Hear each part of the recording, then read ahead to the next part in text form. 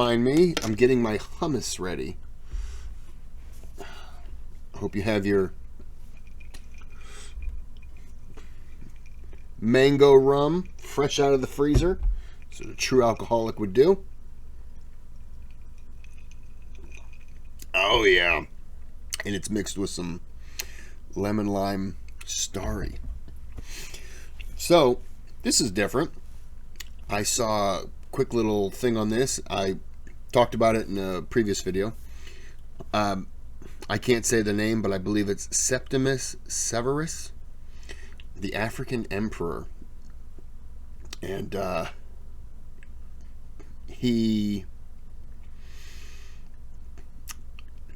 forgot now. I think London is designed by him. Anyways, I heard a little bit, so I'm an expert, pretty much. So, we're gonna break this down into, this is probably gonna be 15 minutes or so, but it's got little chapters down here. So I'm probably gonna roll to this one. I'll do 5 chapters, and then the next one do, I don't know, whatever. But it'll probably be broken down into 3 parts. But I don't want to make it a bunch. But without any further ado, let's go ahead and start that. The restlessness and impatience that marked Septimius Severus's character were perhaps best matched with Hadrian before him. After emerging victorious from a period of civil war, Severus expanded the borders of the empire to new heights, ushered in a period of imperial transformation, and founded a new dynasty. He was the first African-born Roman emperor. Early life. Septimius Severus was born on the 11th of April 145 at Leptis Magna in Tripolitania. A city founded by Phoenician traders, its natural harbour made for a perfect staging post for traders on the route to southern Spain. Septimius was of Punic and Italian ancestry. His mother was Italian, and his father was Punic. His family was one of the 2 prominent families in Leptis. Septimius had 2 uncles of consular rank, and some of his ancestors had held high public office in Rome. It is said that young Septimius's favourite game was judges. He and his playmates acted the part of lictors, carrying the bundles of rods and axes in front of him, while he took the role as Roman magistrate. He spent the first 17 years of his life in Leptis Magna, where he was educated in Greek and Latin. Cassius Dio recalled that Septimius had been eager for more education than he actually received. In 162, when Septimius was 17, he gave a public speech in his hometown, a declamation. This marked the end of his formal schooling. Soon thereafter, he set out for Rome to continue his studies. In Rome, Septimius was granted senatorial rank by Marcus Aurelius at the request of his uncle, who had been consul not long before.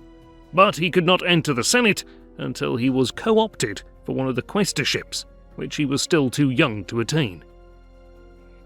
Septimius was a superstitious man and fond of astrology. A number of omens are reported from his earliest time in Rome that alludes to his eventual elevation to the purple. One such omen records how he was invited to dine at the imperial palace, but he came incorrectly dressed, wearing the pallium or Greek cloak instead of the formal toga. To remedy his mistake, one of the emperor's togas was given to him, and perhaps at this same banquet, one of the emperor's servants inadvertently offered the imperial chair to Septimius, who promptly sat down on it, not knowing that this was not permitted. Oh. Quaestor. He was selected for one of the 20 quaestorships in 169 and took office on the 5th of December that year, and served for 12 months. Thus, Septimius officially entered the Senate. Interestingly, he served a second term as quaestor in the following year. This time he was to accompany one of the proconsuls to one of the 10 senatorial provinces. he was to serve in the province of Baetica in southern Spain. But before he could set off from Rome to his new province, he received news of his father's passing. So he went back to Leptis Magna to settle the affairs of the family. While he was in Africa, events prevented him from taking up his appointment. Moorish tribesmen took ship and invaded southern Spain. As he was unable to take up his post in Baetica due to this raid, it was decided that the imperial province of Sardinia would fall under the control of the Senate for the following year, while the problem in Spain was dealt with by Marcus Aurelius's old friend, Aufidius Victorinus. Septimius set off. Victorious.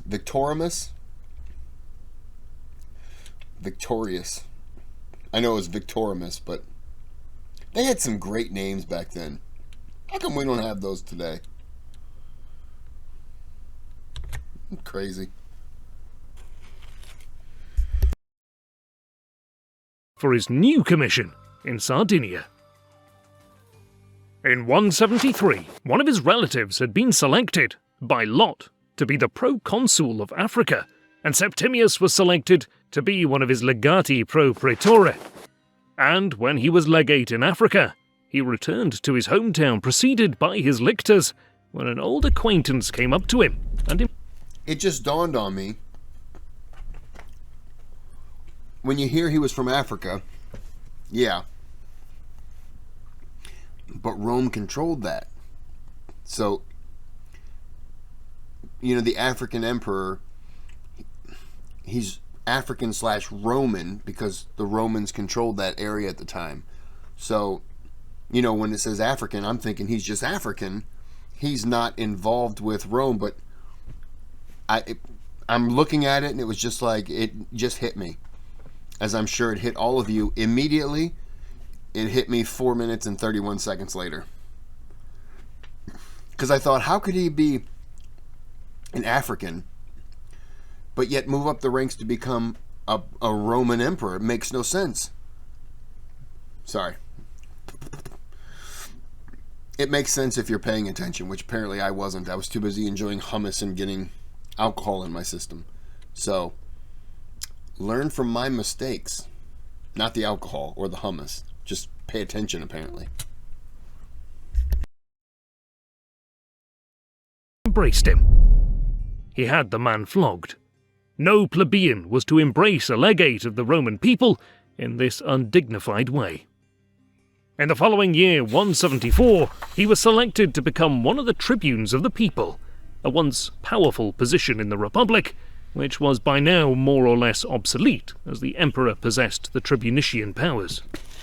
Tribunician. When Avidius Cassius revolted in 175, upon receiving false news of Marcus Aurelius's death, there was widespread panic in Rome. Most of the Praetorian Guard and armies was at the front fighting with the emperor in the Marcomannic Wars, so Rome was vulnerable. Cassius's revolt highlighted one fact: the succession was still unclear.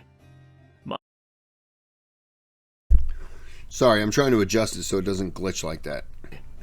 Marcus Aurelius's son, Commodus, was still too young to rule and had none of the powers of an emperor.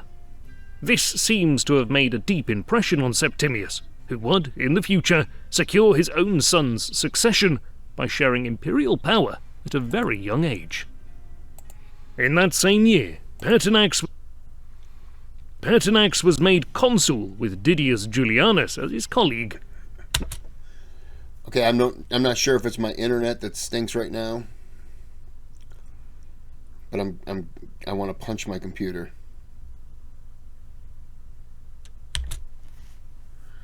No one objected to the appointment of Julianus, as he was a high-ranking public official. Pertinax, however, had risen from a junior officer in the armies in just a matter of years to now the highest rank a senator could hope to attain. Legio for Scythica. Then in 176, Septimius was praetor. As a praetor, he presided over the law courts, and perhaps because he fulfilled his duty in an exemplary way, he was sent off to his next post, his first in the emperor's service. He was to serve as legatus aeridicus in Hispania Tarraconensis, responsible for legal matters across the province. By the year 180, his term was up, and he was appointed to a legionary command in Syria over Legio IV Scythica. He was to serve under the governorship of Pertinax as one of the 3 legionary legates in Syria. This contact was to prove fateful for Septimius's entire future. It is attractive to imagine Septimius visiting Tyre and Sidon, the old Phoenician cities from where his ancestor came during his stay in Syria. Perhaps he met his future wife, Julia Domna, at this time as well, who was a native Syrian of regal stock. Her father was a priest of Elagabal at Emesa. Her horoscope predicted that she would marry a king.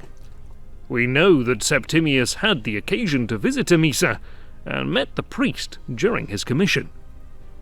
Following his departure from Syria, he went to Athens to study, and for religious purposes, and to see the monuments and antiquities. It's been theorized that he was dismissed from his post in Syria following the Lucilla conspiracy, but he was denied further advancement for several years. But following the removal of Commodus's strongman and prefect of the Praetorian Guard, Perennis, Septimius was promoted to the governorship of Gallia Lugdunensis. Upon the closing of the Marcomannic Wars, bands of runaway slaves and deserters were roaming through Gaul, Spain, and Italy. So Septimius would have had his hands full, even though he had no military under his command except the urban cohort in Lugdunum, 500 men. During his governorship, his wife Pacia Marciana died. Virtually nothing is known of her, and they had no children together. Septimius was in his 40s by now, and anxious to remarry. According to the Historia Augusta, as a very skilled astrologer, he inquired into the horoscope of potential brides. Since he had learned there was a woman in Syria whose horoscope predicted that she would be married to a king, he sought her as his wife. It was, of course, Julia Domna. She possessed the attractions of beauty, united with a lively imagination and a firmness of mind and strength of judgment. After the proposal was accepted, Septimius had a dream. The Empress, Faustina, Marcus Aurelius's wife, dead for more than 10 years, was preparing the bridal chamber for himself and Julia in the great temple of Rome and Venus near the imperial palace. In another dream, the Roman Empire itself, personified, approached him and saluted. Most impressive of all, someone took him up to a high mountain from where he could see Rome and all the world. As he gazed down on all the land and sea, he laid his hands on them as one might an instrument capable of playing all modes, and they all sang together. They married in 187. During this governorship, Septimius and Julia had their first son, Bassianus, on the 4th of April 188. This is the future emperor, Caracalla. Septimius's governorship in Gaul. Anyone know the Emperor Caracalla? It's the first I'm hearing of him.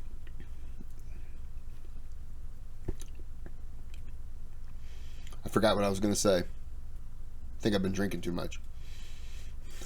Back to the video. Ended in 188, and he returned to Rome, where he entered his name into the ballots for a proconsulship, and he was granted the province of Sicily. In 190, Septimius was... That's what I was going to say. This guy's just moving up the rank, isn't he? ...elevated to the consulship, appointed by Cleander, Commodus's right-hand man. That year had the record number of 25 consuls. Septimius returned from Sicily in April of that year, and at once faced trial. According to the Historia Augusta, he was accused of consulting seers or astrologers about the imperial position.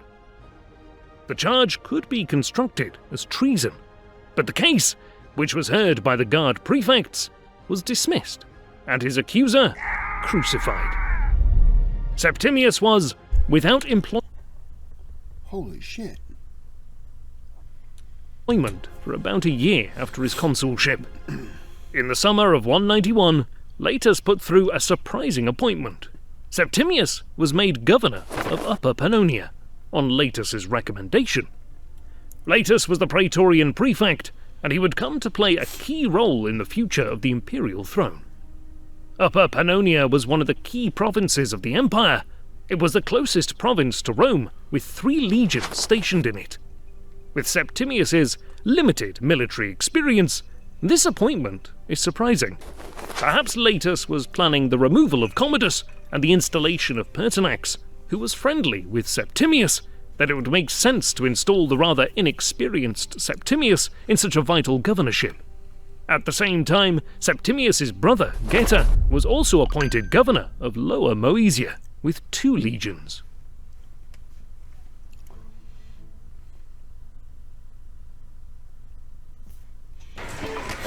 When you're ready to lose weight, you can be an almond mom or a pizza mom. You could. I don't want to be either, Mom. The year 193. On New Year's Eve of 192, Commodus was strangled to death by a wrestler at the instigation of Laetus and his fellow conspirators. The elderly Pertinax was selected to become the new emperor of Rome, and the following day, the 1st of January 193, he received all the imperial powers from the Senate. However, he would only rule for 87 days before being cut down by the Praetorian Guards, who found his rule intolerable. Rome has a penchant for killing its emperors, don't they? I haven't quite finished the Caesar series that for you, but I have, done the assassination. Wait a minute. No, I've done the assassination and then like the civil war that happens pretty much after. Spoiler alert. I think I'm on 22, 23 of 27, so I'm not quite done. But like, Rome has some issues. The early Muslim expansion was like that first video, the first series, first video I broke down. But that was the same way. It was like everyone that was put in charge ended up getting killed. And it's like if someone said, hey, we're going to put you in charge, just say no.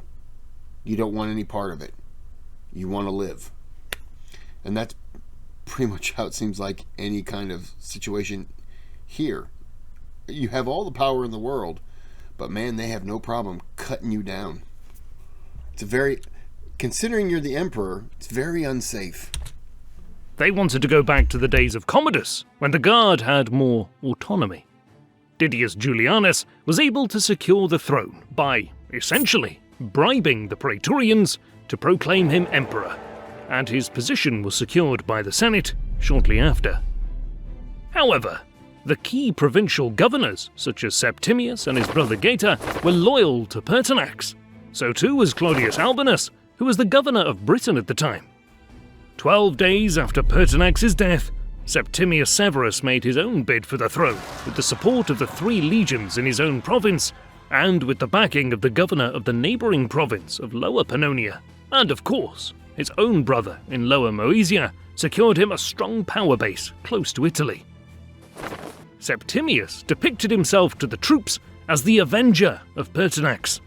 One of his 3 Upper Pannonian legions was Legio I Adiutrix, which had been commanded by Pertinax 20 years before. Some of the men in the legion would have served under Pertinax. He changed his name, adopting Pertinax's name, styling himself Imperator Caesar Lucius Septimius Severus Pertinax Augustus. What? To secure his western flank, before moving on Rome, Septimius sent emissaries to Claudius Albinus, offering him the title of Caesar, which carried the prospect of succession if anything were to happen to himself. Septimius' son was only 5 years old at this point, so the offer was perhaps genuine. Albinus would remain in Britain. Soon, news arrived that Pescennius Niger proclaimed himself emperor in Antioch. It's also another way of securing kind of like another leader who's so far out of the mix. I mean, he's on an island, literally. So far out of the way But you kind of have a little bit of safe because he's not coming here. He's not going to make a play. Maybe he didn't care. Maybe he knew that guy just didn't care. That guy's just like, whatever, man. I'm digging it here. You know, he's probably going out surfing. I don't know if you surf in England. You know, probably like he was driving on the wrong side of the road with his horse. Just doing whatever. You know, he's living it up. He was the governor of Syria. Egypt soon swore allegiance to Niger as well. Ironically, while Septimius and Niger secured the loyalty of the armies of the empire, Didius Julianus struck coins in Rome asserting the unity of the armies. The secret police, the Frumentari, were tasked with the assassinating of Septimius as he started his march on Rome. Septimius and his army appeared on the borders of Italy before it was known that he had been proclaimed. At all events, Julianus failed to block the passes. The best he could manage was to send one of the prefects of the guard to take command of the Ravenna fleet and lead some resistance with it. But Septimius, proceeding via Aemona and Aquileia, met no resistance in taking Ravenna. Didius Julianus's preparations in Rome grew increasingly desperate as Septimius came closer to the capital. His attempts were futile and ineffective. The Praetorians loathed to undertake the kind of military engineering at which the legions were so skilled, and some of them hired substitutes to do the work for them. Senatorial envoys who went to plead with Septimius went over to his side. When he drew closer to the city, Septimius sent a letter to the Praetorians to keep the murderers of Pertinax under arrest. He summoned the Senate, and Julianus was condemned to death. Septimius proclaimed emperor, and Pertinax deified. Julianus was killed by a common soldier in the palace, having been emperor for only 66 days. See what I'm saying? We're going to end it there, 15 minutes in. But I want to keep drinking. It's a terrible thing to say, right? And I want to eat some more chips and hummus because it's really good. It's delicious. Oh, that was my stomach. Sorry. Okay. I'm going to end this here. Like and subscribe if you want me to do other wacky videos like the video that I made where I went down a water slide without water. And the water slide was on fire. I didn't make that video. Or the video that I went swimming with hippos. This one hippo was coming after me. I punched it. That never happened either. But whatever, you know. Like and subscribe for videos and hummus.